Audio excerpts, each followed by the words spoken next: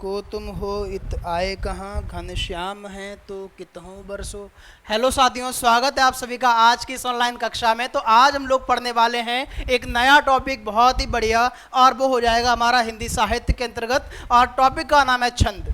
ठीक है, आप लोग छंद पहले पढ़ चुके हैं या नहीं पढ़ चुके हैं, लेकिन आज के बाद हमें ये पता है आपको छंद से कोई भी क्वेश्चन ऐसा नहीं मिलेगा जो आपका पढ़ा हुआ ना हो। ठीक है, चाहे मात्राएं गिनने का कोई भी तरीका हो या कोई सा भी शब्द वो आपको दे दें, आपको आराम से मात्रा गिनना आ जाएगा। और आज की क्लास में हम लोग शुरुआत में वही कुछ सीखने वाले हैं कि किस तरीके से मात्राओं को गिना जाता है, और इसके साथ ही हम लोग जानेंगे कि छंदों के प्रकार कितने होते हैं, क्या क्या डाउट वाली चीज़ें हमें मिलती हैं, तो उन सभी चीज़ों का समाधान हम लोग करने वाले हैं। ठीक है भाई, तो छंद का जो शाब्दिक अर्थ है वो क्या हो जाएगा? आच्छादित। आच्छादित का जो अर्थ होता है वो है ढकना, यानी किसी चीज़ को जब ढक देते हैं तो उसी को क्या कहा जाता है? आच्छादित हो जाता है। और ये किसका हो जाएगा? छंद का हो जाएगा शाब्दिक अर्थ। ठीक है भाई, तो अब हम लोग इसके अंतर्गत अन्य चीज़ों को समझने वाले हैं। अगर हम कोई भी टॉपिक पढ़ते हैं तो हमें पता होना चाहिए उस चीज़ की उत्पत्ति कहाँ से हुई है और उसको लाने वाले जो व्यक्ति हैं वो कौन हैं। तो आज हम लोग जानेंगे इसके बारे में पूरी जानकारी। तो अर्थ हम लोगों ने समझ लिया है। अब अगर हम देखें तो अगली चीज हो जाएगी छंद के प्रणेता। छंद के प्रणेता कौन है? तो उनका नाम क्या हो जाएगा? पिंगल मुनि। ठीक है, बहुत ही महान ऋषि हैं पिंगल मुनि, जो छंद जैसी चीज़ों को लेकर आए हैं। एक एक मात्रा का ज्ञान कैसे कैसे, सोच के देखो, उन्होंने ऐसी ऐसी चीज़ों को जोड़ा, ऐसे एग्जाम्पल को जोड़ा कि एक मात्रा इधर से उधर नहीं हो सकती है। वो चीज़ लेकर आने वाले कौन हैं? पिंगल मुनि लेकर आने वाले हैं। और दूसरी चीज़ हो जाएगी कि छंद का दूसरा नाम। छंद का दूसरा नाम क्या हो जाएगा? इन्हीं के नाम पर दूसरा नाम भी बोला जाता है, जिसका नाम हो जाएगा पिंगल शास्त्र। क्या नाम हो जाएगा भाई? पिंगल शास्त्र हो जाएगा। छंद का दूसरा नाम पिंगल शास्त्र। छंद के प्रणेता कौन हो जाएंगे? तो पिंगल मुनि हो जाएंगे। और अगर हम इसके अलावा समझेंगे तो हम ये जानेंगे कि छंद का सबसे पहले प्रयोग कहाँ पर हुआ था। छंद का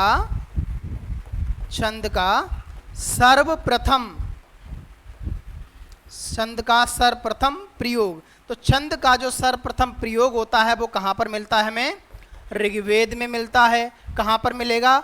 ऋग्वेद में मिलेगा। अच्छा, अगर पूछा जाए ऋग्वेद में कितने मंडल हैं, या छंद का जो उल्लेख है वो ऋग्वेद के कौन से मंडल में मिलता है? पहली बात तो ये कि आप लोग याद रखिए, ऋग्वेद जो है वो दुनिया की सबसे प्राचीनतम पुस्तक मानी जाती है, और वेदों की श्रेणी में सबसे ज़्यादा श्रेष्ठ वेद जो माना जाता है वो ऋग्वेद माना जाता है। पहला वेद जो माना जाता है ऋग्वेद माना जाता है। ऋग्वेद में 8 अष्टक 10 मंडल 1028 सूक्त और 10,580 मंत्र हैं। ठीक है, ऋग्वेद में 8 अष्टक 10 मंडल 1028 सूक्त और 10,580 मंत्र हैं। लेकिन हम बात करेंगे किसकी? मंडल की बात करेंगे। और ऋग्वेद के 9वें मंडल में किसका उल्लेख मिलता है? तो छंदों का उल्लेख मिलता है। अच्छा, 9वें मंडल में और क्या है? तो सोमदेव को समर्पित कौन सा मंडल हो जाएगा? 9वां मंडल हो जाएगा। बहुत बार पूछा गया है कि सोमदेव को समर्पित कौन सा मंडल है? 9वां मंडल है। और इसी 9वें मंडल में ऋग्वेद के 9वें मंडल में छंद का सबसे पहले जो प्रयोग है वो हुआ है। ठीक है भाई, अब हम लोग जानते हैं इसकी परिभाषा को समझते हैं। परिभाषा क्या हो जाएगी? तो छंद की परिभाषा हो जाएगी जहां पर तुक, मात्रा, यति, गति आदि से रची हुई रचना मिलती है, छंद कहलाती है। अब तुक, मात्रा, यति, गति ये सब क्या होती है, लय क्या होती है, तो इन सब को हम लोग अभी समझने वाले हैं। तो परिभाषा लिख लेंगे, जहां पर तुक,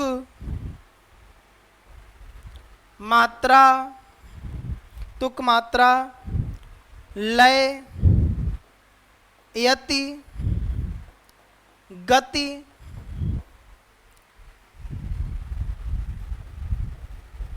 आदि से रची हुई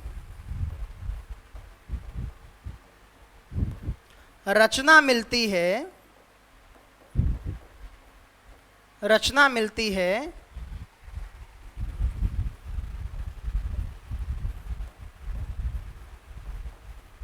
छंद कहलाते हैं।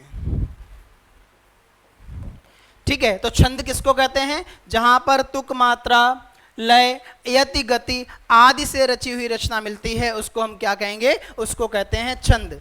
अब हम लोग जानेंगे कि छंद के जो अंग हैं वो कितने होते हैं। छंद के अंग, हेडिंग डालेंगे छंद के अंग। देखो, छंद के अंग अगर हम समझें थोड़ा अच्छे तरीके से तो सामान्यतः वो आपको अगर अंग पूछ रहा है तो अगर 8 ऑप्शन में है तो 8 लगाइए, अन्यथा 7 लगाइए। तो 7 या 8 मान सकते हैं। ठीक है, 8 जो है वो पूरी तरीके से सही है, और अगर 8 ऑप्शन में ना मिले तो वो 7 सही मानेंगे। ठीक है, तो अंग कितने होते हैं? 8 होते हैं। कौन कौन से होते हैं हम इनको समझ लेते हैं।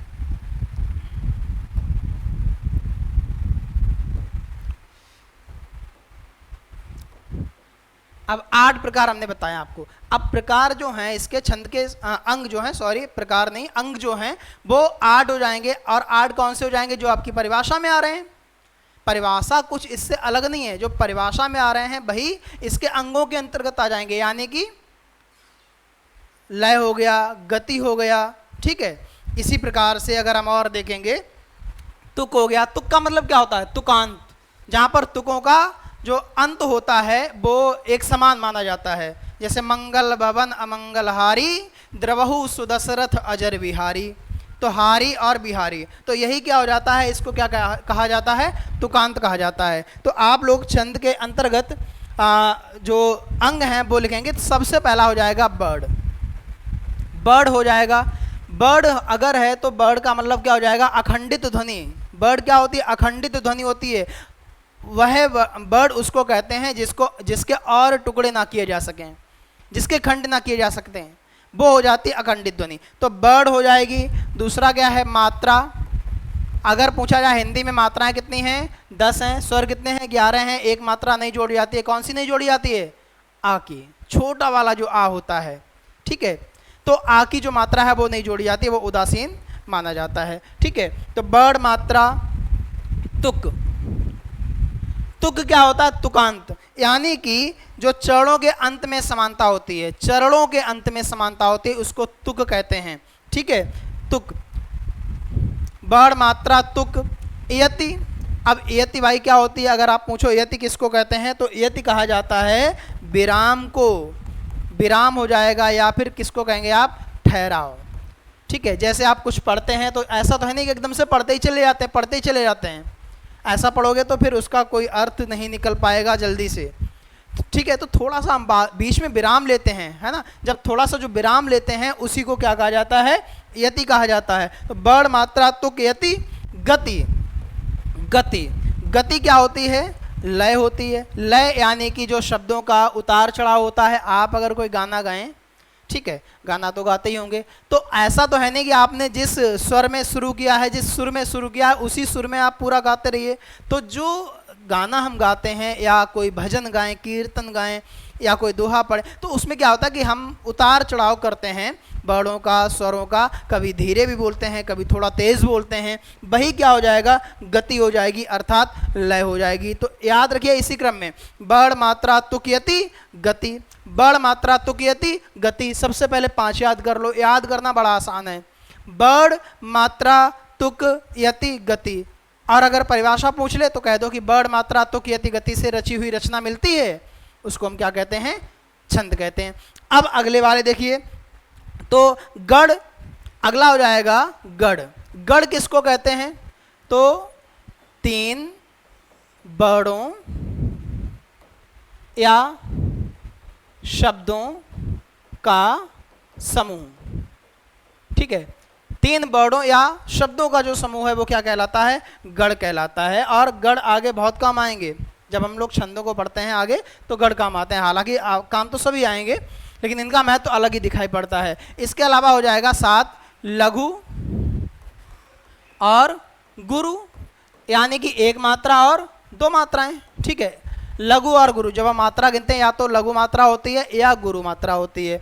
आठवां हो जाएगा पाद या चरण, यानी कि जो छंदों में पाद या चरण होते हैं वही इसका आठवां अंग हो जाएगा। तो छंद के जो अंग हो जाएंगे वो ये 8 अंग हो जाएंगे, बड़, मात्रा, तुक, यति, गति, गढ़, लघु, पाद या चरण। समझ गए हैं? तो अगर आपसे पूछा जाए कि छंद के अंग कितने हैं, ऑप्शन में 7 है, 8 नहीं है, तो आप 7 लगा के आ जाइए, आपका सही जाएगा। अगर 8 ऑप्शन में है तो आप 8 लगाकर आइए। ठीक है भाई, तो अब हम लोग समझते हैं इसके आगे मात्राओं को कैसे गिने। ठीक है, मात्राओं को गिनना कैसे सीखें। तो आप लोग अगली हेडिंग डालिए, मात्राएं। ठीक है, मात्राओं को गिनना कैसे सीखें, ये जो मैं आपको बताने वाला हूं ना, ये मोस्ट इंपॉर्टेंट है। और छंद में अगर ये नहीं आता है ना तो छंद नहीं आता है, और छंद नहीं आता है तो आपको भाषा ही नहीं आती है, एक तरीके से यही है। क्योंकि भाषा के अंतर्गत अगर आप मात्राओं को नहीं जोड़ पाएंगे तो भाषा के आने का कोई मतलब ही नहीं रहा है। भाषा तभी आ सकती है जब आपको छंद आ जाएं, और छंदों को आप सही तभी कर पाएंगे जब आपको मात्रा गिननी आ जाए। तो मात्रा कैसे गिनेंगे, हम आपको कुछ नियम बताएंगे और उसके बाद आप भूल जाएंगे कि मात्राएं भूली कैसी जाती हैं। कभी नहीं भूलेंगे, बस एक बार बहुत अच्छे से ध्यान से आप हमारी तरफ देख के इसको पढ़िए कि मात्राएं जो हैं वो छंदों की कैसे हम याद रखेंगे। अच्छा, वर्णमाला सबने पढ़ी होगी, नहीं पढ़ी होगी तब भी आप याद करेंगे तो बहुत बेसिक चीज़ें हैं, याद आ जाएंगी। तो जो मूल स्वर होते हैं, आपको पता होगा कि मूल स्वरों की संख्या कितनी होती है।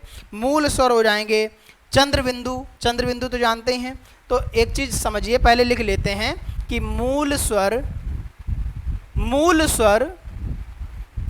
एवं चंद्रबिंदु, चंद्रबिंदु में लघु मात्राएं होंगी। ठीक है, कौन सी मात्रा होंगी, लघु मात्रा होंगी। अब मूल स्वर कौन कौन से हैं, तो मूल स्वरों की संख्या 4 है हिंदी वर्णमाला में, अ, ई, उ और ऋ। ठीक है, चंद्रबिंदु कौन सा हो जाएगा, ये चंद्रबिंदु हो गया। अगर आपको इनमें से कोई सी भी मात्रा किसी भी प्रकार के अक्षर में किसी भी लाइन में मिलती है तो वहाँ पर जो मात्रा होगी वो सिर्फ और सिर्फ एक मात्रा होगी। जैसे हम एक एग्जांपल ले लेते हैं, का, तो का में कितनी मात्रा हो जाएगी, सिर्फ एक हो जाएगी। ई की मात्रा है तो की, है ना। इसी तरीके से कु, इसी तरीके से क्री और इसी तरीके से कंग। तो इस प्रकार से कहीं पर भी कोई सा भी वर्ड आपको मिल जाए, वहां पर जो मात्रा होगी वो सिर्फ और सिर्फ एक होगी। सबसे पहला नियम ये मान के चलिए, ये आ गया, सभी लोगों को आ गया पहला नियम। अगर कोई भी डाउट हो तो हमसे पूछिए, कमेंट करिए, हम आपको बताएंगे, दोबारा बताएंगे, 10 बार बताएंगे, लेकिन तब तक आप इसको पूछते रहिए जब तक कि आपको ये समझ में ना आ जाए। मैं आपको बताऊंगा। दूसरा समझिए, ये तो हो गया पहला नियम। दूसरा हो जाएगा दीर्घ स्वर। अब जैसे ही दीर्घ स्वर आए तो आपको पता होना चाहिए कि हिंदी वर्णमाला में दीर्घ स्वरों की संख्या जो है वो कितनी है। हिंदी वर्णमाला में दीर्घ स्वर कितने हैं या दीर्घ संयुक्त स्वर कितने हैं, बात एक ही हो जाएगी। अंक बिंदु और विसर्ग, ठीक है, दीर्घ स्वर हो गया अंक बिंदु, अंक बिंदु और विसर्ग, विसर्ग इसमें कितनी होंगी, इसमें हो जाएंगी गुरु मात्राएं। इसमें कैसी मात्राएं हो जाएंगी, गुरु मात्राएं हो जाएंगी। अब दीर्घ स्वरों की जो संख्या है वो कितनी हो जाएगी, 7 हो जाएगी। याद रखिए, वर्णमाला को अच्छे से याद रखना जरूरी है। कौन कौन सी हो जाएंगी, बड़ा आ, बड़ी ई, बड़ा ऊ, ये 3 हो गए, यही मूल रूप से हैं। ठीक है, कभी कभी एग्जामिनर इन्हीं 3 को दे देता है क्योंकि ये मूल हैं। इसके अलावा और कौन से हो जाएंगे, तो ए, ओ और औ, ये जो 4 हैं ये दीर्घ संयुक्त स्वर के अंतर्गत आएंगे ही आएंगे। लेकिन अगर केवल संयुक्त स्वर पूछा जाए तो ए, ओ, औ, ये 4 आ जाएंगे। ठीक है, इसके अलावा क्या बताया गया है, अंक बिंदु। इसके अलावा देखिए बताया गया है अंक बिंदु, तो ये आपका अंक बिंदु हो जाएगा। इसके अलावा क्या बताया गया है, इसके अलावा क्या बताया गया है, तो विसर्ग बताया गया है। अंग बिंदु हो जाए और विसर्ग हो जाए, ठीक है, विसर्ग हो जाए, तो इनमें जो आपको मात्राएं मिलेंगी वो कितनी मात्राएं मिलेंगी? 2 मात्राएं मिलेंगी, यानी कि गुरु मात्राएं मिलेंगी। एग्जाम्पल ले लेते हैं, जैसे का हो गया तो 2 मात्राएं हो गई, इसी प्रकार से की हो गया, ठीक है, कु हो गया, के हो गया, कह हो गया, इसी प्रकार से को हो जाएगा, है ना, कौ हो जाएगा और कंग हो जाएगा और कह, यानी कि विसर्ग लग जाएगा। तो इस प्रकार से कोई सा भी वर्ड यदि आपके सामने आता है तो वहां पर जो मात्राएं हो जाएंगी वो कितनी मात्राएं हो जाएंगी? 2 मात्राएं हो जाएंगी, ठीक है भाई। कितनी मात्राएं हो जाएंगी? 2 मात्राएं हो जाएंगी। तो आप लोग इसको याद रखेंगे। अब हम लोग पहुंचते हैं अगले नियम पर, लेकिन एक चीज आप लोग याद रखिए नियम पढ़ने से पहले कि ये जो नियम आपको पढ़ा रहे हैं यही मूल छंद हैं। अगर आपने इनको सीख लिया इसका मतलब यही है कि आपने छंदों को सीख लिया। तो याद रखेंगे इन सारी चीज़ों को। अब हम लोग समझेंगे कि अगर कोई किसी प्रकार का वर्ड हमारे सामने आ जाता है, शब्द आ जाता है, शब्द आ जाता है, तो उस शब्द में आप मात्राओं को किस प्रकार से गिनेंगे, ठीक है। अब मैं आपको एक अगला नियम बताता हूँ। 2 नियम हो गए थे, तीसरा नियम बताता हूँ। तीसरा नियम समझिए, आपके सामने एक शब्द है और शब्द हो जाएगा श्याम। शब्द क्या हो जाएगा? श्याम। अब अगर आपसे पूछा जाए कि इसकी मात्राएं गिनिए, इसकी मात्राएं गिनिए, तो आप मात्राएं कैसे लगाएंगे? कुछ बच्चे लगाते हैं कि ये हो गई 1 सर, ये हो गई 2 और ये हो गई 1।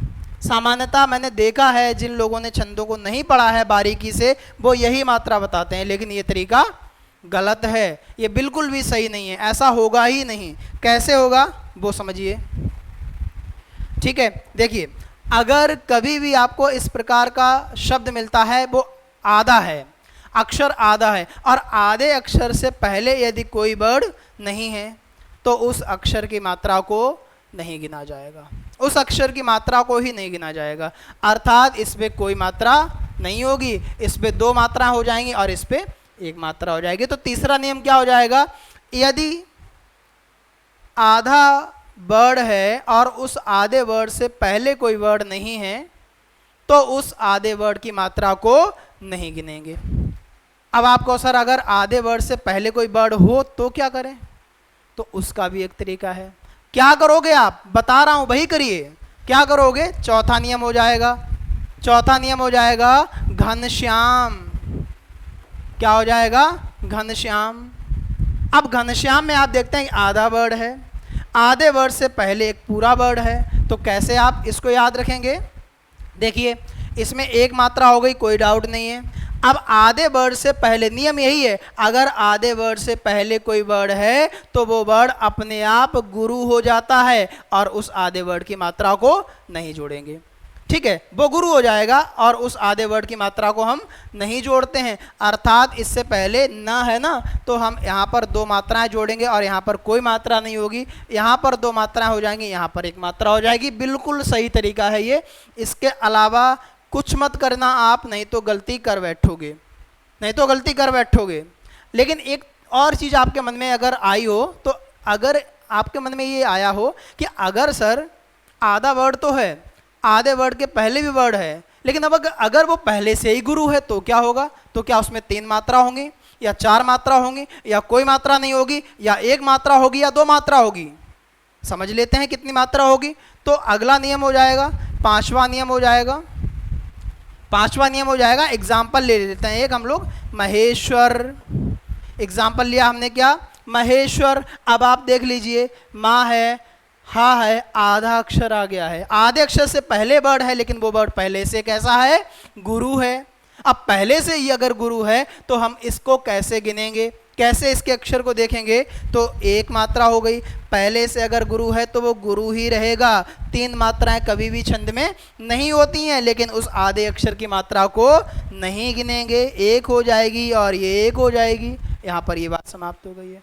यही नियम है, अगर आधे अक्षर से पहले कोई वर्ड है और अगर वो पहले से गुरु है तो वो गुरु ही रहेगा, वो गुरु ही रहेगा। और एक नियम बताता हूँ, 5 हो गए। 6वां नियम देखिए, आपके सामने शब्द लिखा हुआ है कक्षा। कक्षा याद रखिए, छ त्रा, ज्ञा और स्रा, ये 4 वर्ड कैसे हैं? संयुक्ताक्षर हैं, 2 वर्डों से मिलकर बने हुए हैं, संयुक्ताक्षर है ना। अगर संयुक्ताक्षर वर्ड से पहले कोई वर्ड आता है तो गुरु हो जाएगा, संयुक्ताक्षर से पहले कोई वर्ड आता है तो गुरु हो जाएगा। जैसे अब यहाँ पर जो मात्राएं हैं वो 3 मात्राएं नहीं होंगी, इसमें 4 मात्राएं हो जाएंगी। ये संयुक्ताक्षर है, इससे पहले गुरु हो जाएगा तो ये गुरु हो गया, और ये पहले से गुरु है तो ये गुरु ही रहेगा। जैसे एक और एग्जांपल लेते हैं, जैसे हमने लिया पुत्र, पुत्र। अब यहाँ पर तो देखा जाए तो 1 मात्रा बन रही है, लेकिन इसके आगे वाला जो वर्ड है वो क्या है? संयुक्ताक्षर है। छात्रा, ज्ञा, सरा से पहले जो भी वर्ड आएगा वो गुरु हो जाएगा, तो यहाँ पर कितना हो गया? 2 हो जाएगा। इसमें 2 मात्रा नहीं होंगी, इसमें 1 ही होगी। यहाँ पर 2 मात्रा इसलिए हुई हैं क्योंकि ये पहले से है, कक्षा लिखा हुआ है, ये पुत्र लिखा हुआ है। तो ये नियम है किसका? मात्रा गिनने का। और अगर आपको ये नियम पता है तो आप कभी भी कोई गलती नहीं करेंगे। कुछ हम एग्जाम्पल आपको दे देते हैं। जैसे अगर आपको गिनने के लिए आ जाए, कठिन से कठिन वर्ड आपके सामने आ जाए, तब भी आप आराम से कर दोगे। जैसे हम लिखते हैं एक शब्द उज्ज्वल। अब सर कहोगे आप उज्ज्वल में कैसे मात्रा गिनेंगे? तो उज्ज्वल में ठीक वैसे गिनेंगे जैसे अभी तक हम लोगों ने गिनी है। आधा वर्ड है, आधा वर्ड अगर है उससे पहले कोई वर्ड है तो वो वर्ड कैसा हो जाएगा? गुरु हो जाएगा। तो गुरु कर दिया, कोई मात्रा नहीं होगी, कोई मात्रा नहीं होगी, 1 मात्रा हो जाएगी, 1 मात्रा हो जाएगी, बिल्कुल सही है। इसी प्रकार से हम एक कठिन वर्ड और लेते हैं, ज्योत्सना, ज्योत्सना। अब इसमें कैसे आप वर्ड मात्रा गिनोगे? अब मुझे लग रहा है अब आप कितना भी कठिन वर्ड ले लें आप गिन दोगे, मैं नहीं, आप खुद गिन दोगे। कैसे गिन लोगे? जो नियम अभी पढ़े हैं उसी के आधार पे आप गिन पाओगे। तो इसमें कुछ नहीं होगा, है ना, कोई मात्रा नहीं होगी, इसमें 2 हो जाएंगी, ठीक है ना, 2 हो जाएंगी, 1 भी नहीं होगी, 1 हो जाएगी, और इसमें क्या हो जाएगी? 2 हो जाएंगी, ठीक है। तो ये इस तरीके से हो जाएगा। तो हम लोग समझते हैं। इसके बाद में ठीक है, मात्राओं तो गुना आ गया है। इसके बाद में हम लोग सीधा नियम पे पहुंचते हैं कि छंद के प्रकार कितने हैं, या बाकी सारी चीज़ें जो हैं वो कितनी हो जाएंगी। ठीक है भाई, तो आज की क्लास में इतना ही, और मिलते हैं हम लोग अगली क्लास में। ठीक है भाई, चलिए, थैंक यू।